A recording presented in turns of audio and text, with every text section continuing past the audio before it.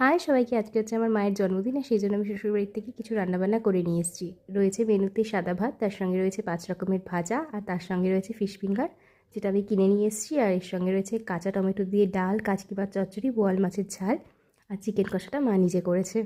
তার সঙ্গে রয়েছে চাটনি যেটা আমার শাশুড়ি মা করে দিয়েছে। তারপরে খাওয়া দাওয়া কমপ্লিট হয়ে যাওয়ার পর একটু রেস্ট নিলাম, আর তারপরে একটা কেক নিয়ে এসেছিলাম, সেটাই মা কাটলো। আর সাথে ছিলাম আমার বর, আমি আর আমার বাবা, 3 জনে মিলে। তারপরে কেক খাওয়া হলো, আর এইভাবেই আমাদের দিনটা আজকে কাটলো। আর আমার গলার অবস্থা শুনে বুঝতেই পারছো তোমরা যে আমার শরীরটা খুব একটা ভালো নেই, ভীষণ সর্দি কাশি হয়েছে।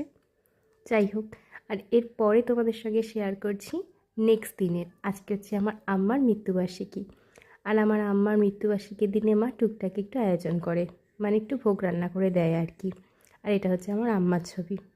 আর এইবার মা রান্না করে দিয়েছিল ভাত, তার সঙ্গে ছিল ডাল, বাঁধাকপির তরকারি, পায়েস, আর তার সঙ্গে ছিল বেগুন ভাজা।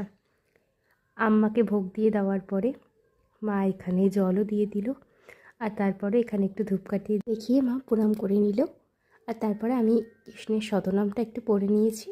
তারপরে মা এখানে মাখা প্রসাদ দিয়েছে, যেটা আমি খেতে খুব ভালোবাসি। আজকের মতন ভিডিওটা এইটুকুনি, টাটা বাই।